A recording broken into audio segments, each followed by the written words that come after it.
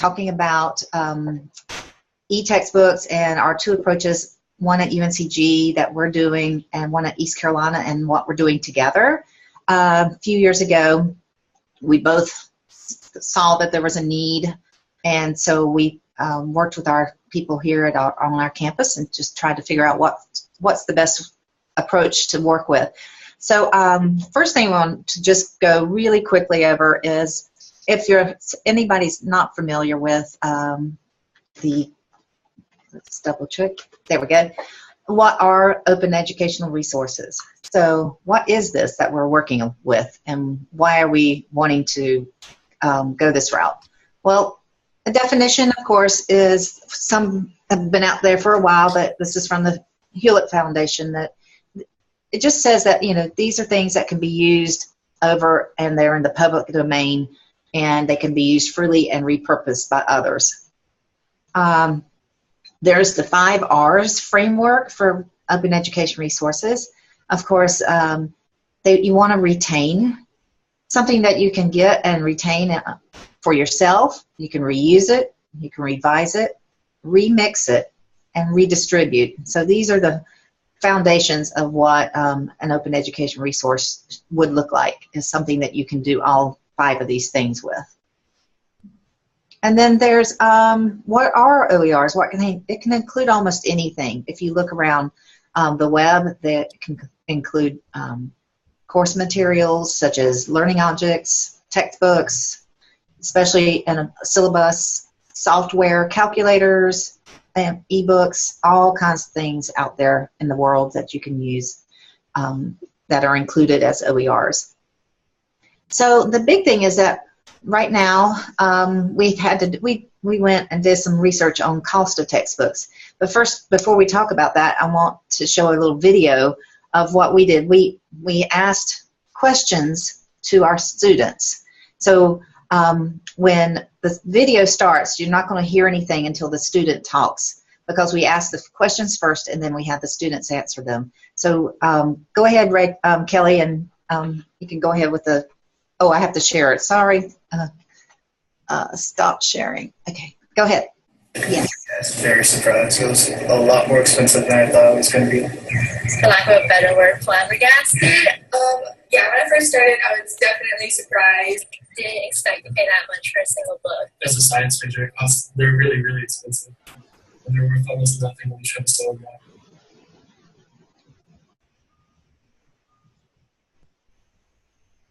Sometimes I don't, unless I know that a big project deals with that textbook. I only buy them if I really, really need the book. When I was a freshman, I did.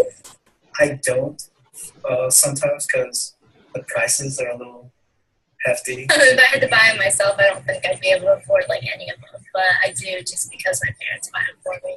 I've learned to kind of wait a week or 2 before I actually buy it. $100? $150. Like almost $200. $200, I think, and that's part of the access code. Probably it's close to $300 for a chemistry textbook. $360, yeah, for an access code.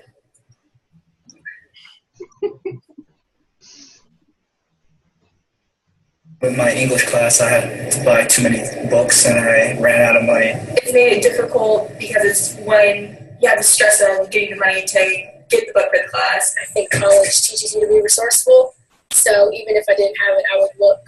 I try really hard to get the notes from someone, or at least like photocopy the book if I can't afford it.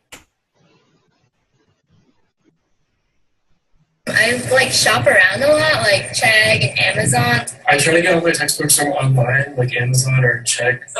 Well, I don't buy them. Let's see. I'll try to look it up on the internet or Amazon.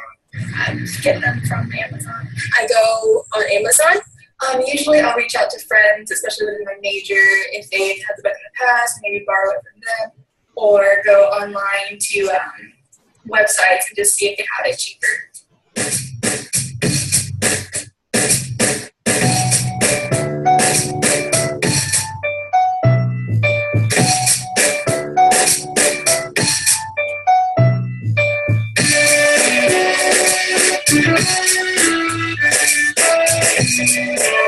times. Perfect.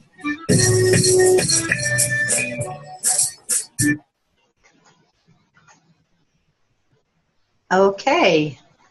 So that was the video from our students at UNC-CG. And I just think that I love that one with that access code, and he shakes his head. It's hilarious. So the other things that we've found is that the trends are now that everybody's probably seen these, that the cost of textbooks has risen higher than the cost of medical services, and we know how high medical services have gone in the last several years, and especially from 1980 on. And I love this. Students now have high debt when they come out of school, and I just, as a mother of a 27-year-old, I know she has a debt of around $34,000, and it's kind of, that's sad, to have that much debt when you come out of school.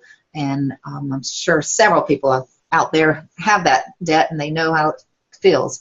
So I just, also I like this quote by a student that we had. It said, I stopped buying my second semester here. So the reality is, of course, is the average student debt is around $28,000, and this was from the class of 2014. And we know that high debts can lead to financial stress, and these people are having more stress with that than they have had before in this time period. Then the other thing, where there was a student public interest group, if you look them up online, they had a report that came out in 2016, probably around March. They surveyed about 5,000 students. Nearly 1/3 used financial aid to pay for their textbooks. So what that means is, for additional money that they're having to spend on textbooks, if a textbook was $150, they're having to actually spend over, $180 about. So that is really bad. And the other thing, a lot of students say they don't get their financial aid until after school starts, and so they're probably 2 or 3 weeks in without a textbook. So that's another problem, that if they are using this route to pay for their textbooks, that is definitely a problem, because they're getting behind quickly in their classes. So another graph that has come in from other areas is why the cost is growing up. Access, 6 to 10 students go without a textbook, and some of them, 27%, have dropped out because of the cost of a textbook, or failed because they didn't get a textbook, 17%, as you can see.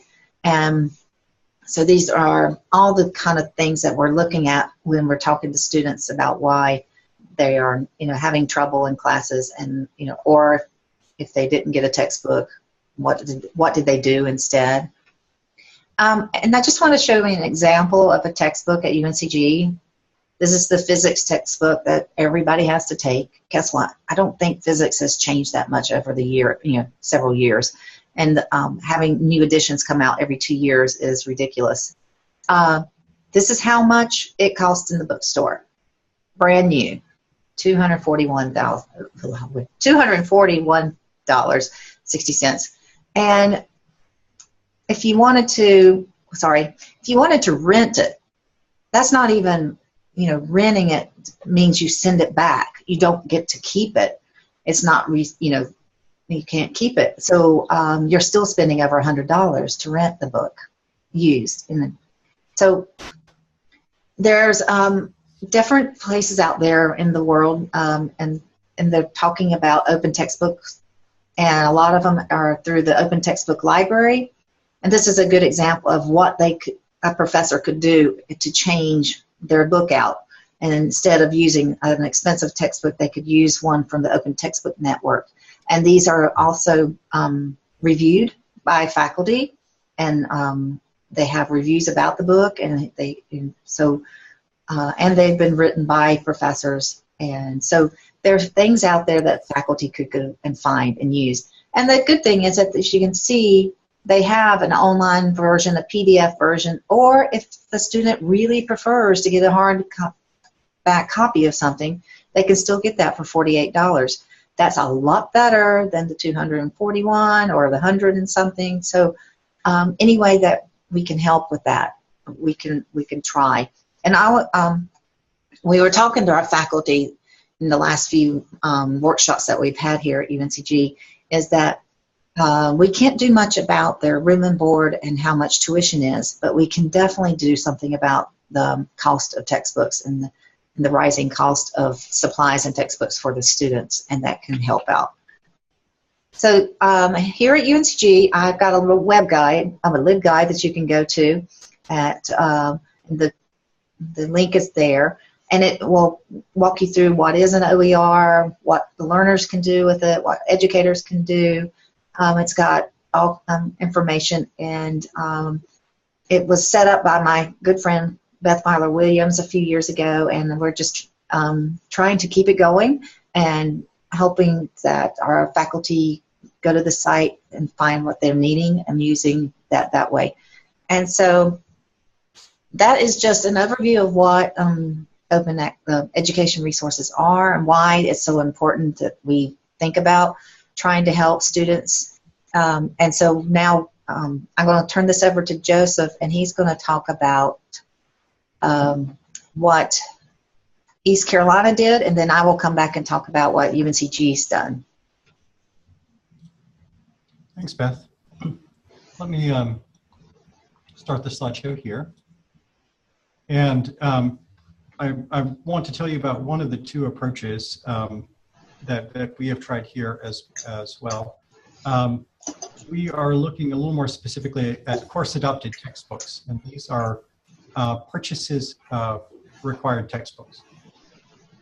So as Beth mentioned, there are, when you consider alternative texts, something that is an alternative to a traditional textbook, you can look at freely available materials like open access textbooks from OpenStax or Open Textbook Network.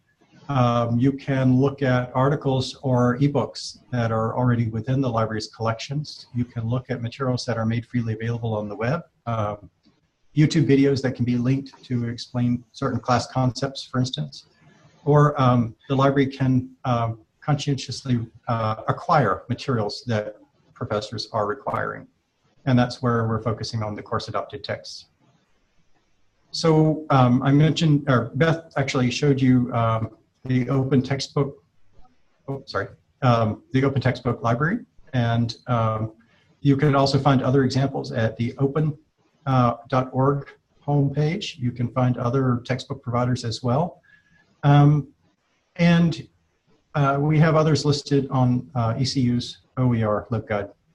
There are ECU CATs. We've been, for a couple of semesters now, purchasing ebook copies of required texts.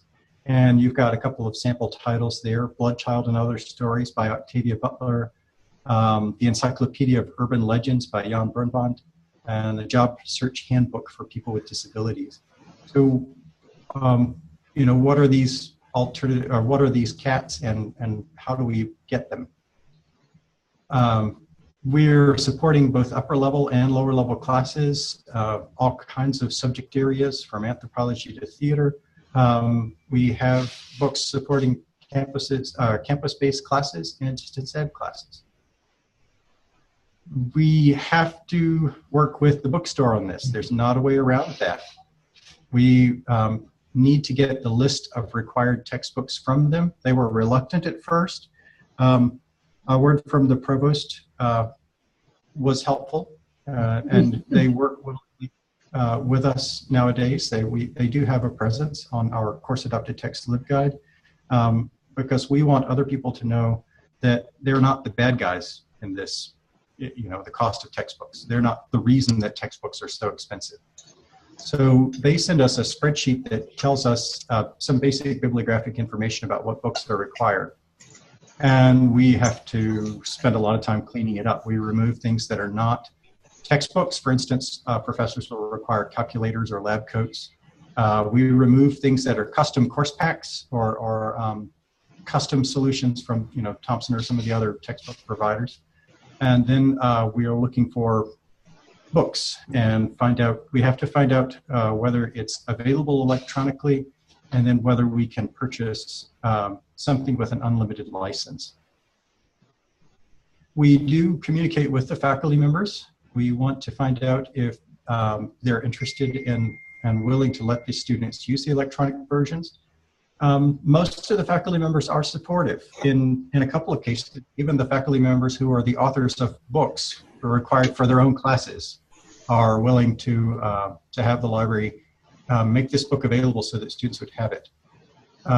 Some of them, some of them do say no. Some of them want the students to own the book. Some of them are concerned about content that's included in the print that they think might not be available online. Some of them are concerned about the way that students read online versus the way they read in print. I've had a couple of professors tell me, I want the students to have the book in class so that we can highlight, make marginalia notes, we can, so they're actively using the book in class in ways that they couldn't if it were an electronic copy. But by and large, the faculty members do support having another type of access for students. We purchase the item like any other ebook. We activate it in Serial Solutions, catalog it, and add it to a LibGuide. And you've got the URL there for the Course Adapted Text LibGuide. The projected savings are something we track. There are other measures of success that I'll talk about in a minute, but this one is the easiest to catch someone's attention, I think. So we're looking at the number of courses, sections, total number of students, the new book cost, and the library cost. And what we're looking at is a total estimated savings amount that's possible. We all know that some students don't buy the books, some students buy used, students borrow them from friends and others. So, there are a bunch of caveats on that big number there. So for last semester, last year, the library spent $6,000 and we had savings of nearly $242,000. This was working with 235 class sections, 144 professors, and 167 titles in all. Some of them are already held by ECU. And what ends up happening is a snowball effect through time. As professors use the same textbook in subsequent semesters, the library doesn't have to acquire it again, so the savings add up pretty quickly. We can look at usage, and that is one other sort of metric of success. What's the number of user sessions for these books compared to other ebooks that we acquire? The number of pages viewed or printed, and the full title downloads. And I'm sorry to show you a spreadsheet like this, but if you take a look at, there's one in the middle, the GIS tutorial for health, and you can see that it's been used 195 times.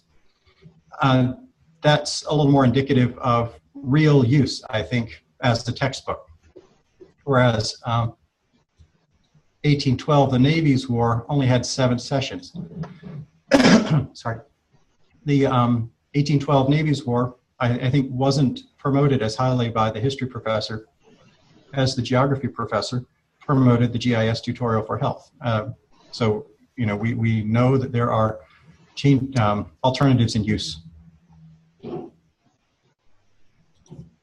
Sorry, let me get back out of this. What we've learned, whoops, I need to remove these. So what we've learned, the editions matter. Professors choose specific editions for their own reasons, and if we get the wrong edition, they won't promote it. Nothing with course access codes. Beth mentioned the guy in the hat who shook his head when he talked about how expensive it was to buy something with a course access code. And that is a real limiter on textbooks. EVL concurrent license has worked. I'm sorry. We have added providers and started preferring, in fact, JSTOR and Project Muse because they have less DRM. We have tended to purchase many of our books, though, through eBrary because that is the largest collection that we already have, and we figure the accumulated growth could be beneficial. We also learned that some fall through the cracks, and we have to pick them up later. And then last, we have to remember to count the repeating courses over multiple semesters. So, you know, the snowball effect that I mentioned, where a professor uses a book in later semesters, and we can count those savings as well. There is another type of metric which we can't really get at without more involvement from the faculty, and that is how well do the students do in class with these books compared to the traditional textbooks. You know, are they studying as well? Are they performing as well on their assignments? And we'll have to spend some more time with the professors to answer that question.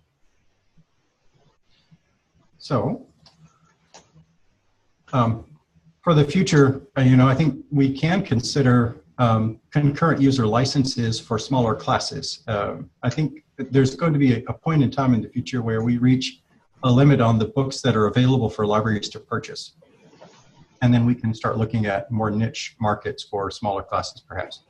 And I think we'd be interested in using, in abandoning the LibGuide for something that is easier to use, perhaps a database-driven replacement similar to what UNC Charlotte has. And you can see that some coworkers of mine have published an article about our early experiences with the Course Adopt a Text program. So let me turn it back over to Beth to talk about a different type of program.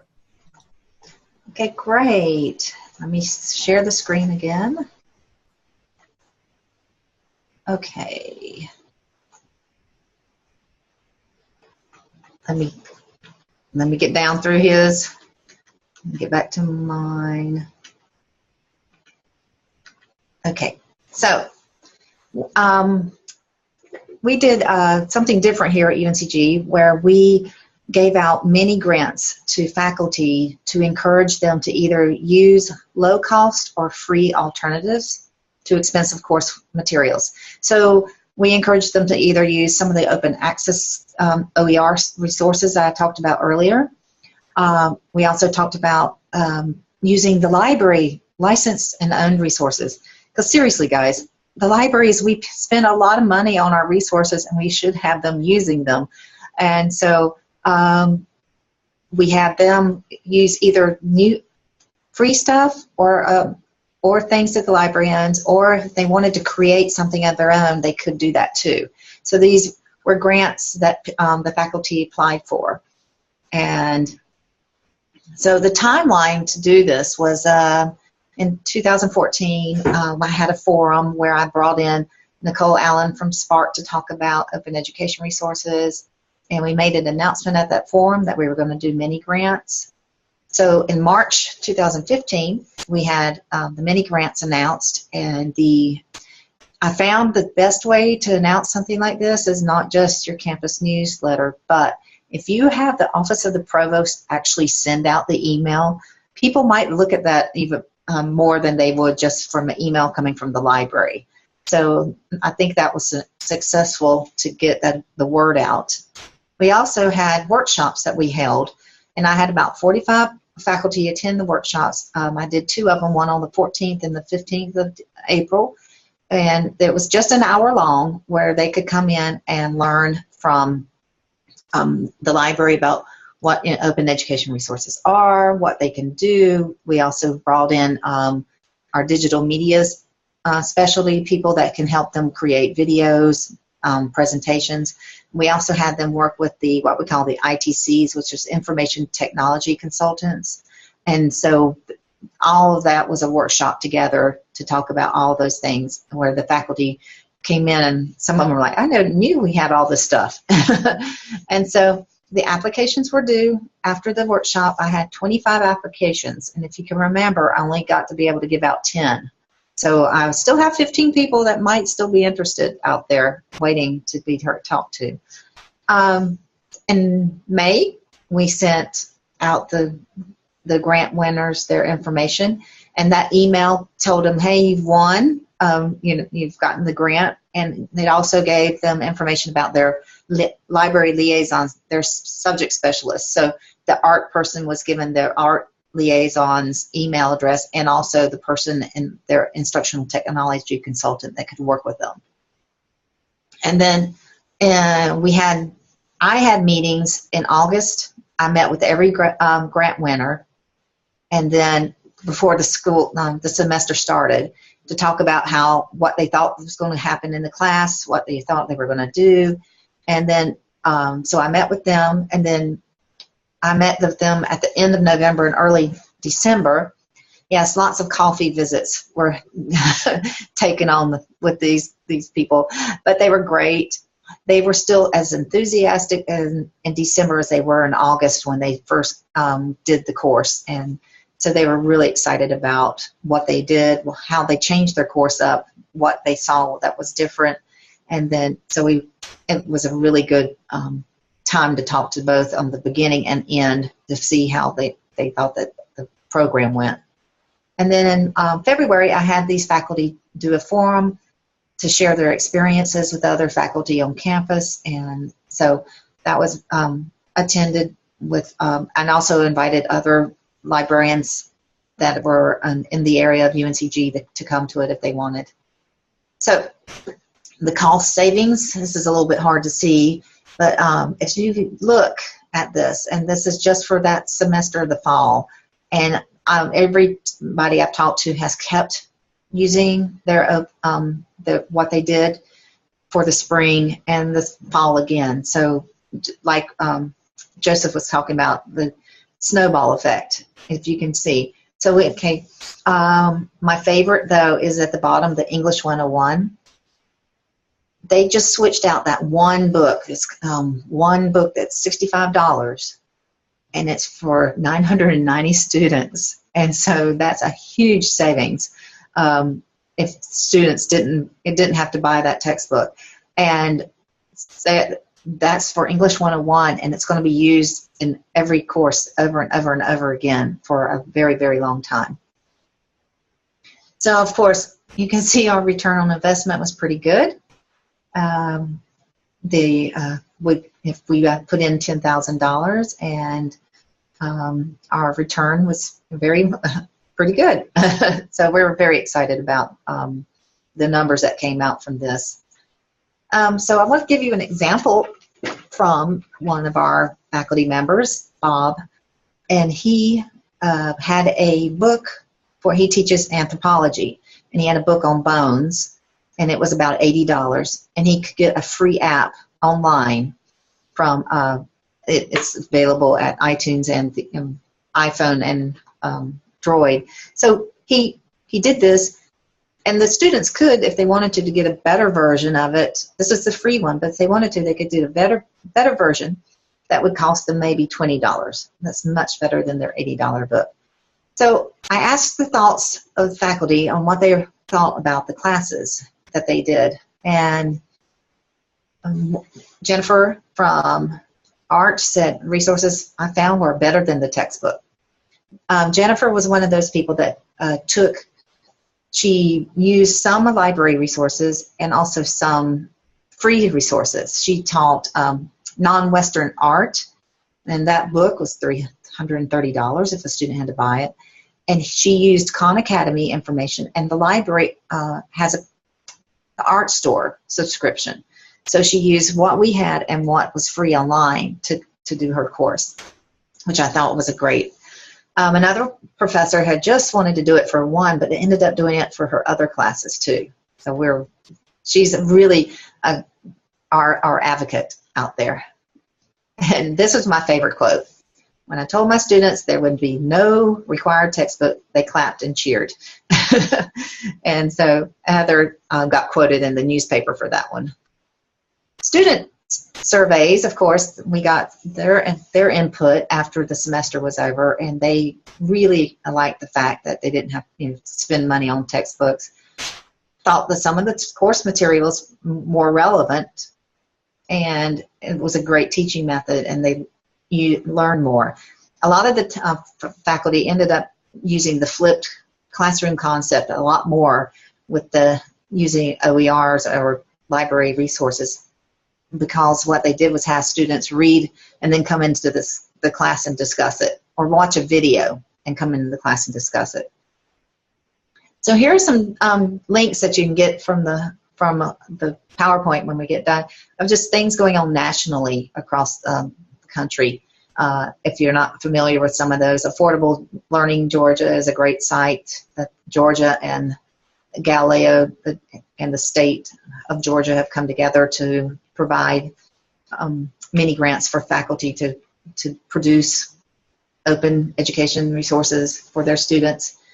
And then our next steps. So Joseph and we have gotten a grant, and we are working together to provide alternative textbooks and OER mini grants for faculty. And so what we're doing is pulling our what we've done in the last few years together and our expertise to share with each other and learn from each other. And Joseph, you want to talk any more about the mini grant, since you're the one it was your idea? Sure. Yes, basically, this is an LSTA grant, so it's through the State Library of North Carolina, and we combined our approaches, and the idea was that by sharing the procedures for each kind, that we would learn from each other. We can't license textbooks for both campuses, and both campuses would likely use different textbooks anyway. So ECU buys its, we receive some grant money for purchasing texts and for providing mini grants to faculty, and UNC-Greensboro receives some funding for purchasing textbooks and for providing mini grants. And they will talk with us about how they've done their pilot program, and together we'll get the timing on doing another round of mini grants in the spring semester of 2017. Okay, so here's some references for if you want some more information about student debt and what's going on. And the Florida Virtual Campus is going to have a 2016 survey coming out shortly. I've seen a draft of it. It pretty much says the same thing as 2012 about students not taking a class because the textbook was expensive, or dropping out because they didn't have the textbook, things like that. So we're open for questions.